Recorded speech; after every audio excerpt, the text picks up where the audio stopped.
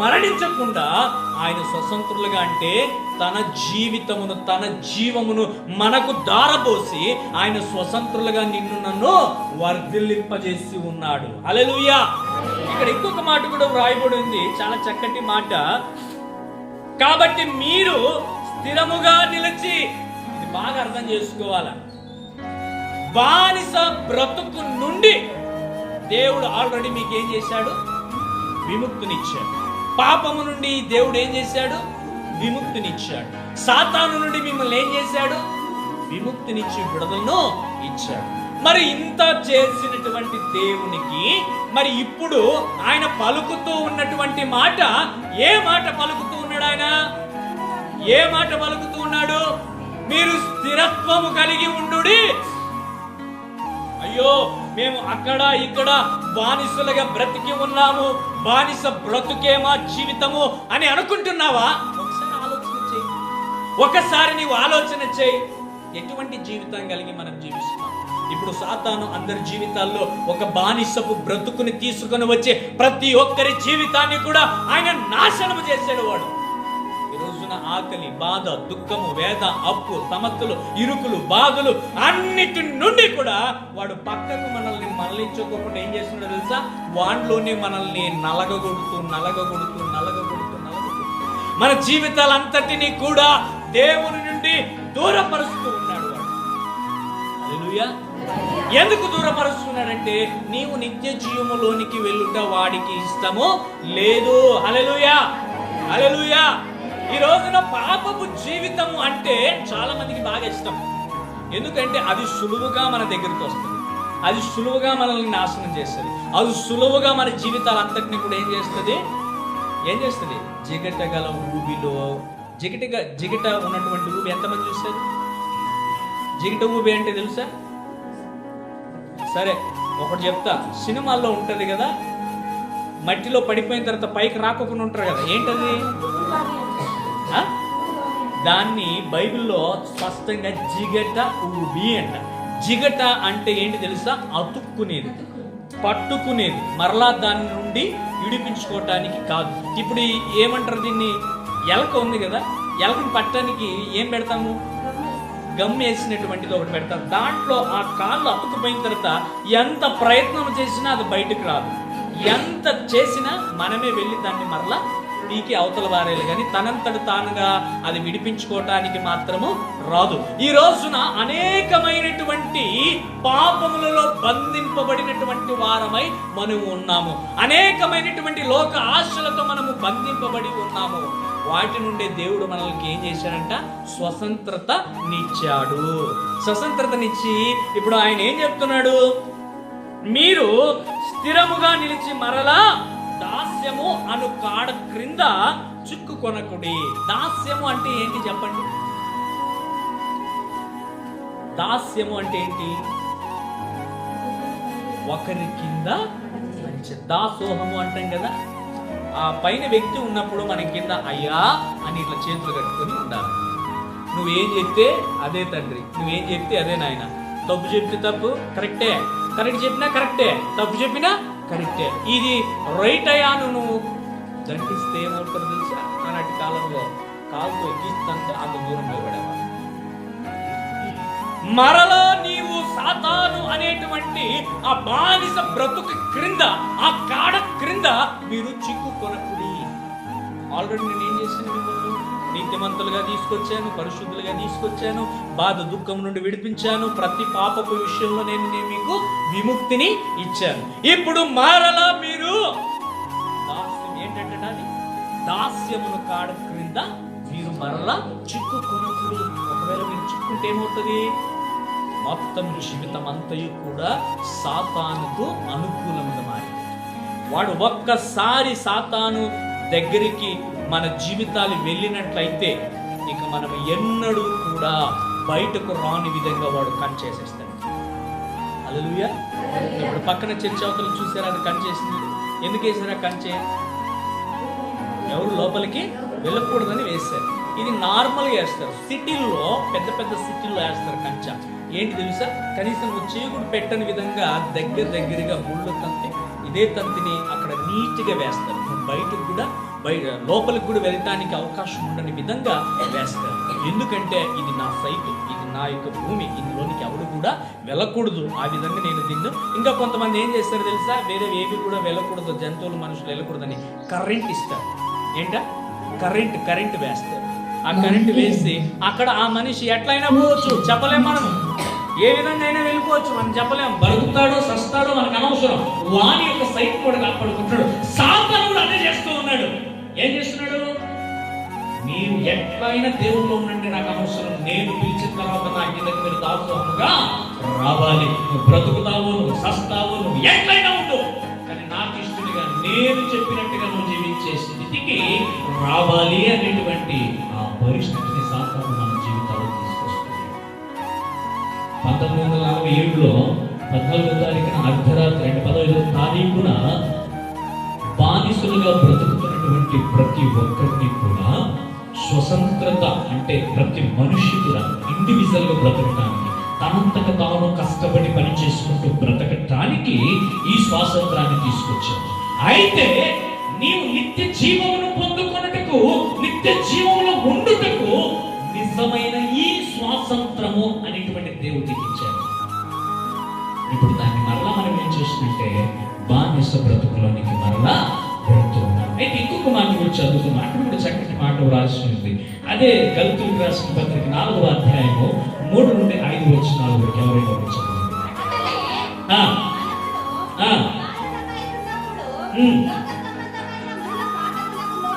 లోబడి దాసులమై ఉంటిమి. అయితే పరిపూర్ణమైనప్పుడు పంపెను, ఆయన స్త్రీ యందు పుట్టి ఉన్న మనము దత్తపుత్రులము కావాలనని ధర్మశాస్త్రమునకు లోబడి ఉన్న వారిని విమోచించుటకై ధర్మశాస్త్రమునకు లోబడిన వాడు ఆయన. హల్లెలూయా! ఎంత మంచి గొప్ప మాట దేవుని వాక్యము. అటువలే మనము బాలురమై ఉన్నప్పుడు లోక సంబంధమైన మూల పాఠములకు లోబడి దాసులమై ఉంటిమి. నిజమే కదా, అవునా కాదా? చిన్న బిడ్డలము అంటే ఒక వయసు వచ్చిన బాలురము అంటే, బాలురు అంటే ఏంటంటే ఒక 12-13 సంవత్సరాల వయసు, అప్పటి నుండి బాలురు అంటారు. అప్పటి నుంచి ఆ వయసు అనేటువంటిది. మీరు హాస్టల్లో ఉన్నప్పుడు ఏదైనా చూసారా బోర్డు ఏముంటుంది? బాలుర వసతి గృహము అని ఉంటుంది. బాలుర అంటే అక్కడ నాకు తెలిసి ఒక 4 లేదా 5వ తరగతి నుండి ప్రారంభమవుతుంది. సో అందుకనే అది బాలుర వసతి గృహం. ఇక్కడ దేవుని వాక్యంలో కూడా ఒకటి రాయబడి ఉంది, అటువల్ల మనము బాలురమై ఉన్నప్పుడు, అంటే అక్కడి నుంచి జ్ఞానం అనేటువంటిది ప్రారంభమైంది కదా, అక్కడి నుంచి తెలివి అనేటువంటిది ప్రారంభమైంది కదా. ఈ విషయమే మనకు తెలియపరుస్తున్నటువంటిది ఏంటంటే, బాలురమై ఉన్నప్పుడు లోక సంబంధమైన మూల పాఠములకు లోబడి దాసులమై ఉంటుంది. అంటే దానికి బాధిస్తులమై మనం ఉంటుంది. ఏది చెబుతున్నారో ఇప్పుడు చిన్నపిల్లలు అనుకోండి, తెలియనిటువంటి ఇప్పుడు ఇక్కడ ఉన్నటువంటి చిన్నపిల్లలు, 1 సంవత్సరం 2 సంవత్సరాల చిన్నపిల్లలు, వీరిని డైరెక్ట్ గా యేసుక్రీస్తు వారు ఏం చెప్పారు? వీరికి ఎక్కడికి ఇచ్చారు టికెట్? పరలోకానికి ఇచ్చారు. ఎందుకు పరలోకానికి ఇచ్చారు? వారికి ఏమీ తెలియదు అసలు. అందుకే డైరెక్ట్ వారికి ఎక్కడంట, ఇలాంటి వారిదే పరలోక రాజ్యము. అదే డైరెక్ట్ గా నిన్ను నన్ను చూసి చెప్పగలరా దేవుడు? చెప్తాడు. ఎందుకు? దేవుని కంటే ఘోరాది ఘోరమైనటువంటి ఆలోచనలు ఇక్కడ ఉన్నాయి. మరి డైరెక్ట్ నువ్వు పరలోకానికి వెళ్తాను దేవుడు చెప్తాడా? ఇప్పుడు వాళ్ళకి మంచి చెడు అనేటువంటి పిల్లలకి ఎవరు నేర్పిస్తారు? ఎవరు నేర్పించాలి? నేర్పించాలి. అందుకే ఇక్కడ బాలురు అని రాయబడింది. అంటే వాటికి కట్టుబడి దాసులమై ఉన్నప్పుడంటే వారికి తెలివి జ్ఞానం అప్పటికి ఆల్రెడీ వచ్చింటుందా? 12-13 సంవత్సరాలకు వచ్చింటుందా లేదా? వచ్చింటుంది కదా. ఇప్పుడున్నటువంటి పిల్లలు చాలా స్పీడ్, అసలు ఎంతో స్పీడ్ ఉంటారు. 2-3 సంవత్సరాలకే సెల్ చేతికి ఇస్తే సొంతం చూపిస్తారు తల్లిదండ్రులకు. ఇప్పుడు అప్డేట్ అయిందంతా కూడా. సో అలాంటి కాలంలో ఇప్పుడు బాలురమై ఉన్నప్పుడు దాసులుగా, అంటే ఆల్రెడీ అక్కడేంటి, సాతాను వాడు వచ్చేసాడు. సాతాను ఎవరిని ఎట్లగాలో వాడు మొగనిస్తుంటాడు, ఎట్లగాలో అట్లా చేస్తూ ఉన్నాడు. అయితే కాలము పరిపూర్ణమైనప్పుడు దేవుడు తన కుమారుని పంపెను. బాగా అర్థం చేసుకోవాల్సిన విషయం. మనం అన్ని విషయాల్లో చాలా మట్టుకు నేను వాక్యం చెబుతూ ఉన్నప్పుడు పాత నిబంధనలో ఉన్నప్పుడు దేవుళ్ళను ఉపయోగిస్తాను. క్రొత్త నిబంధన వచ్చేపాటికి అక్కడ దేవుడు ఉంటే దేవుడు, యేసుక్రీస్తుంటే యేసుక్రీస్తు అని చెప్పాలి. మనము క్రొత్త నిబంధనలో యేసుక్రీస్తుని కూడా దేవుడు అని మనము అక్కడ సంబోధించకూడదు. హల్లెలూయా. ఎందుకు సంబోధించకూడదంటే ఇప్పుడు ఇక్కడ మనం చదివాం కదండి, 4వ వచనం ఒకసారి చదవండి గట్టిగా. అయితే పంపిన చాలు. దేవుడు ఏం చేశాడంట? ఎవరా కుమారుడు? యేసుక్రీస్తుని ఎక్కడి నుండి పంపించాడు? తండ్రి యొక్క దేవుని యొక్క నుండి భూలోకానికి కుమారుడిని పంపాడు. ఎప్పుడంట? కాలము పరిపూర్ణము అయినప్పుడు. ఇంకొక మాట కూడా ఉంది అక్కడ, ఏమని రాయబడి ఉంది? ఆయన స్త్రీ యందు పుట్టి మనకు దత్తపుత్రులకు కావాలని ధర్మశాస్త్రమునకు లోబడి ఉన్న వారిని విమోచించుటకై ధర్మశాస్త్రమునకు లోబడిన వాడు. చూసానండి, సామాన్యమైనటువంటి మనుషులు మనలోనే ఉన్నటువంటి వాక్యానికి మనం లోబడం, వాక్యానికి విధేయత చూపించము. అయితే క్రీస్తు ఏం చేస్తున్నాడు తెలుసా? ఇక్కడ ధర్మశాస్త్రమునకు ఆయన ఏం చూపించాడంట? ఏమయ్యాడంట? లోబడి ఉన్నాడంట. ఈ యొక్క మాటకు ఆయన లోబడి ఉండి ప్రతి ఒక్క అపవాది క్రియ నుండి మనకి ఏమిచ్చాడు? ఆయన విడుదలనిచ్చాడు, స్వతంత్రతనిచ్చాడు, పాపం నుండి విముక్తినిచ్చాడు, బంధకాలన్నింటి నుండి కూడా ఆయన విడుదలనిచ్చాడు. ఏ స్థితి నుండి ఏ స్థితిలోకి మనం తీసుకుని వచ్చే రోజు గొప్పగా దేవుడు మనల్ని ఆశీర్వదించాడు. మనము ఏమై ఉన్నాం, అందుకు బట్టి మనం ఏం చూపిస్తాం, అందును బట్టి ఏ విధంగా బ్రతుకుతున్నాం, ఒకసారి మనం ఆలోచన చేయాలి. దేవుడు సాతాను నుండి విడుదలనిచ్చాడు. ఇప్పుడు మనం ఎలా ఉన్నాం? ఏ విధంగా బ్రతుకుతున్నాం? ఏది కోరుకుంటున్నాం? ఏది ఇస్తున్నాం? ఏది తీసుకుంటున్నాం? దేవుడు స్వతంత్రతని మనందరికీ కూడా ఇచ్చారు. హల్లెలూయా, హల్లెలూయా.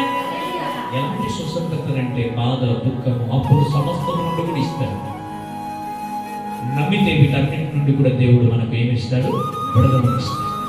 ఇక్కడ ఇంకొక మాట కూడా వ్రాయబడి ఉంది, ఆ మాటను కూడా చదువుకుందాం. అపోస్తలుల కార్యం 15వ అధ్యాయం 10-11 వచనాలు ఒకసారి చదువుకుందాం.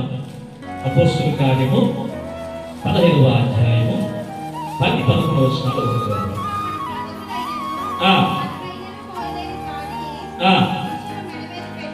పెట్టి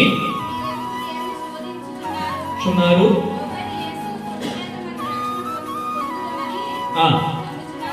కదా. ఆమేన్, హల్లెలూయా.